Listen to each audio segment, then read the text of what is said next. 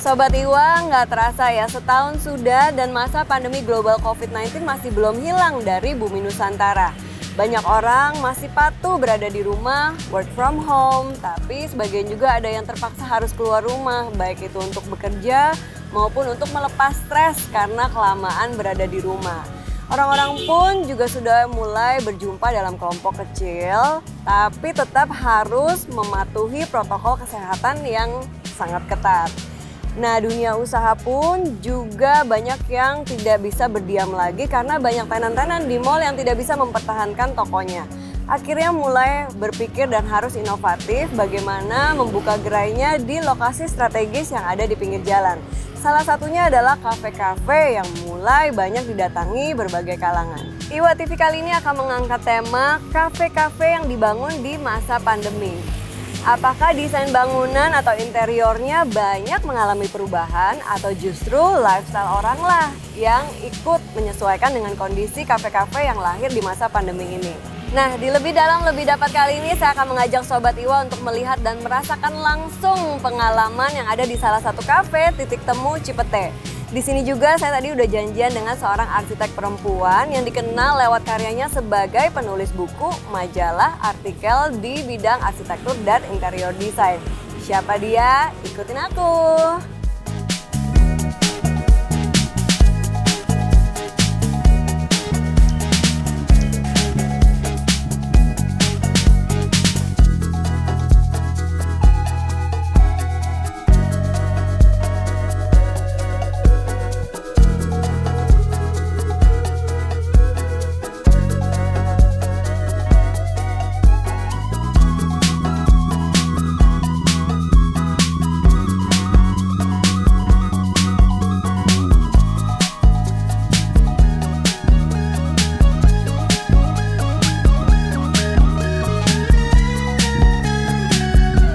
Sobat Iwa, teman ngobrol saya hari ini Imelda Akmal. Beliau seorang arsitek lulusan Trisakti yang memperdalam Certificate Interior Decoration at RMIT University, kemudian menyelesaikan studi masternya di AA School of Architecture yang ada di London.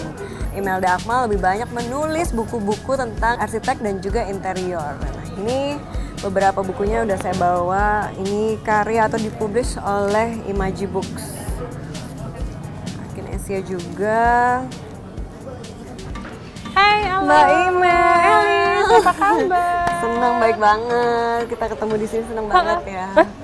Udah ada buku-buku saya nih? Iya dong, aku kan nih kagum banget nih sama profesi Mbak Imel.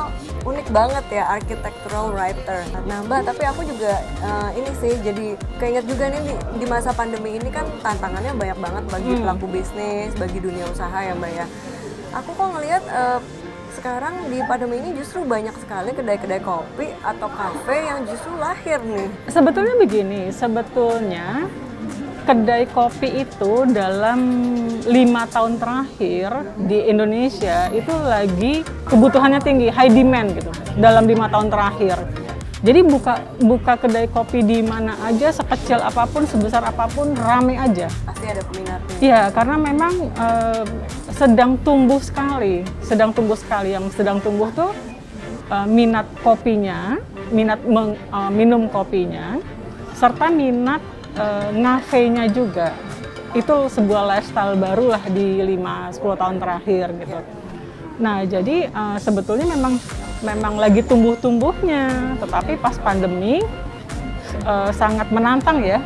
Banyak yang karena peraturan harus nggak bisa buka dan lain sebagainya. Nah, yang beruntung itu yang kedai yang memang sedang berproses buka. Jadi mereka bisa merespon kebutuhan yang memang sesuai dengan pandemi ini gitu. Kesehatan selama pandemi. Jadi yang cukup beruntung nih yang baru-baru buka, karena yang buka yang sudah lama kan tidak sesuai dengan situasi pandemi, sehingga orang ragu untuk ke sana atau memang tidak bisa karena mallnya tutup atau ada keterbatasan jam, terus keterbatasan jumlah orang di dalam ruangan. Jadi keterbatasan itu membuat desain yang lama tidak sesuai lagi dengan kebutuhan sekarang. Nah, beruntung yang baru mereka langsung bisa quick response gitu. Oke. Nah Mbak Imel, tadi kalau misalnya bicara berarti kan ada penyesuaian desain-desain yang ada sekarang gitu. Nah itu berhubungan juga nggak sih sama perilaku si penikmat kopi ini? Perilaku penikmat kopi ini di Indonesia sebetulnya unik ya.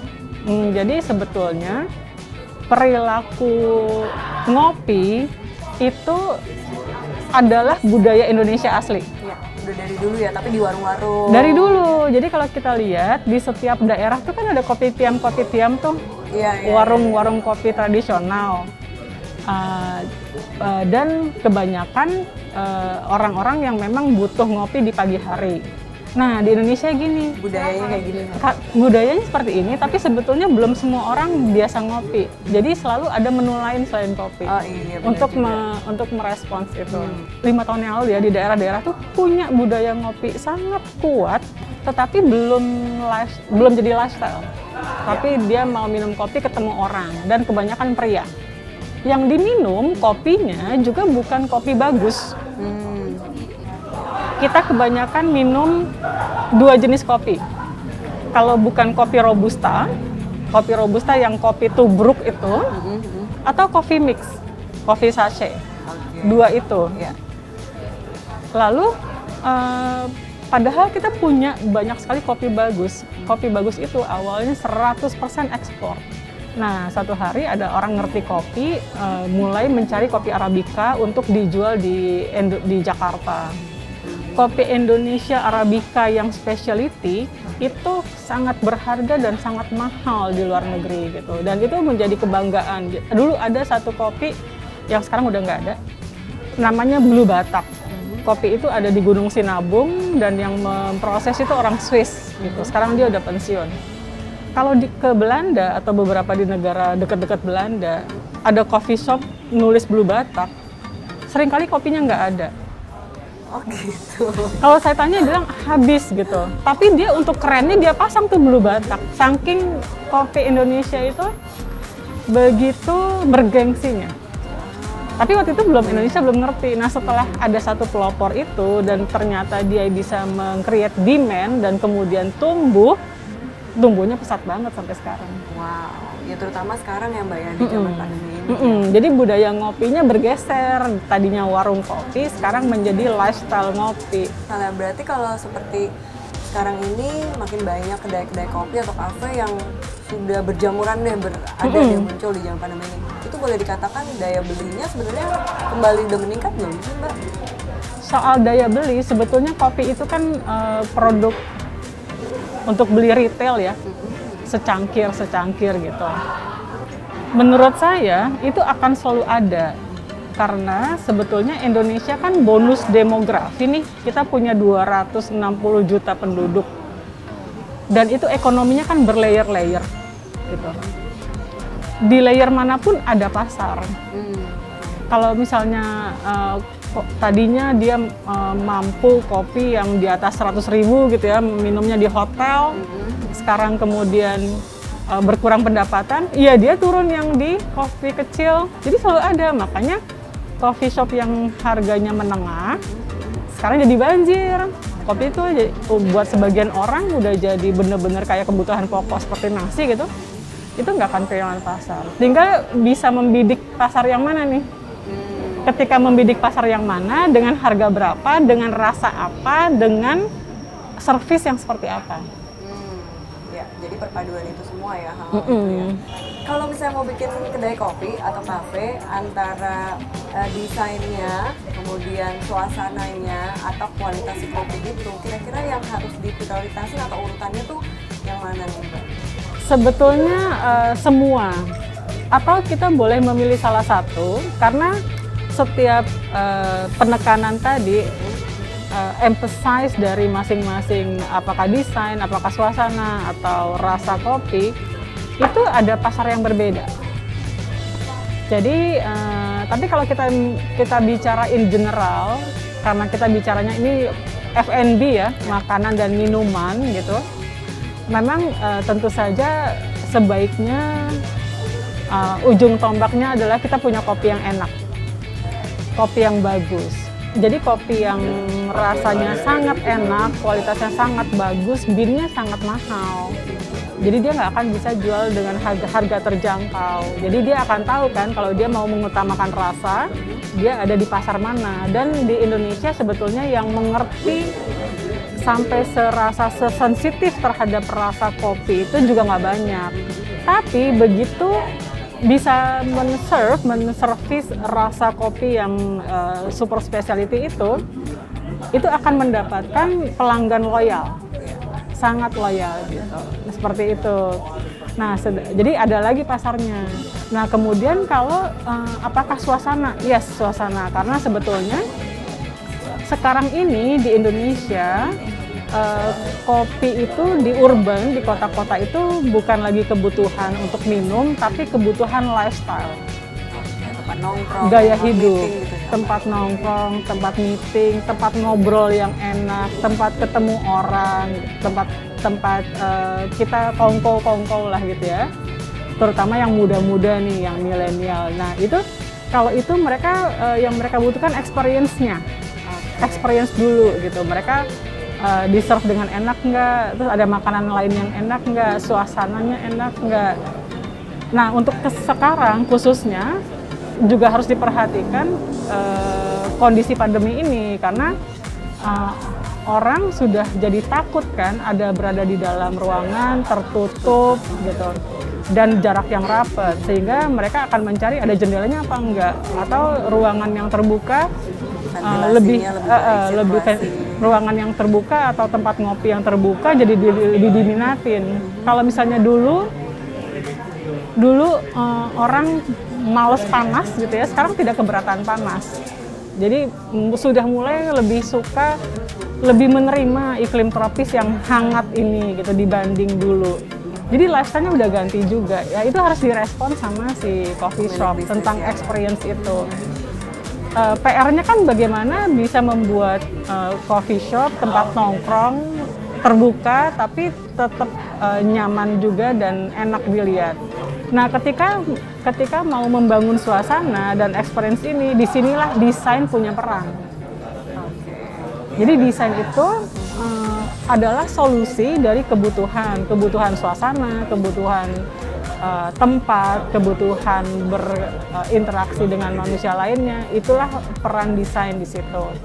Tetapi desain biasanya kan juga cost gitu.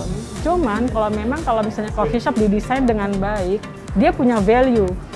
Ketika dia punya value, dia bisa menaikkan harga juga. Jadi makanya ketiga hal ini sebetulnya penting semua dan ada pasarnya semua. Tinggal si coffee shop mau menyasar ke yang mana. Mbak Imel tadi kan bicara bagaimana dengan adanya situasi pandemi ini pemilik bisnis, usaha, kedai kopi merespon terhadap kebutuhan masyarakat sekarang. Kira-kira kalau contoh yang sekarang udah terjadi tuh gimana Mbak? Nah, ada kok beberapa. Jadi memang yang beruntung yang coffee shop yang didesain pada masa pandemi ya, dia langsung merespons situasi ini seperti titik temu ini kan. Jadi dia membuat ruang yang terbuka lebih banyak daripada yang tertutupnya. Nah, seperti ini akan cepat sekali diminati dan direspons. Kemudian kalau yang saya tahu tuh ada beberapa, misalnya yang di M-Block. M-Block didesain sebelum pandemi, tetapi dengan cerdik begitu pandemi mereka bersiasat, kemudian mengeluarkan bangku-bangkunya dan memanfaatkan jalan outdoor itu sebagai ruang duduknya nih sekarang. Jadi bisa juga beradaptasi dengan di tengah jalan. Kemudian Kebun Ide, nah Kebun Ide dirancang sebelum pandemi. Cuman karena konsepnya itu kebun, udah punya ruang terbuka, tadinya coffee shopnya di dalam. Jadi ada ruang kaca bagus gitu ya, strukturnya baja gitu, buat kopi. Sekarang itu malah kopinya dipindah keluar. Di ruang kaca itu malah jadi greenhouse dan mereka berjualan tanaman hias yang sekarang juga lagi tren juga. Ya. Kemudian si kopinya itu warung-warungnya dipindahin ke taman dan kita duduk-duduk di luar menghadap ke lapangan bola kecil anak-anak. Oh itu menyenangkan banget gitu. Jadi memang harus pinter-pinter ya. Ada beberapa sih Omni Coffee juga tadinya yang di ruko terasnya nggak dipakai, sekarang terasnya lebih dibuka. Sekarang malah yang tadinya ruang terbuka itu cuman untuk orang yang merokok, sekarang malah jadi buat semua orang. Jadi memang sebaiknya cepat merespon seperti itu sih. Ya, jadi pemilik dunia usaha, pemilik bisnis itu juga harus tetap kreatif ya, berinovasi. Dan desain itu solusi. Desain itu sangat diperlukan. Jadi jangan ragu untuk meng-hire desainer atau arsitek untuk bisa memberikan desain yang baik, yang bagus sehingga si pembeli itu tetap senang untuk datang. Itu dia ya, arsitek yang ngomongin arsitek atau itu profesional yang banget. benar-benar bisa mengerti ya Mbak ya. Oh iya benar juga, tadi Mbak Ima ngomongin arsitek profesional, saya juga habis ini udah janjian mau ketemu dengan arsitek dari Titik Temu Cipete ini. Tapi sebelum kita berpisah, Sobat Iwa, aku boleh dong minta tantangannya dulu. Oh boleh dong. By the way, terima kasih ya sudah punya dan beli buku kita. Sama-sama. Aku di sini aja ya. Iya. Senang banget Sobat Iwa hari ini ya. Selain bisa ngobrol, bisa dapat buku dan tanda tangannya juga.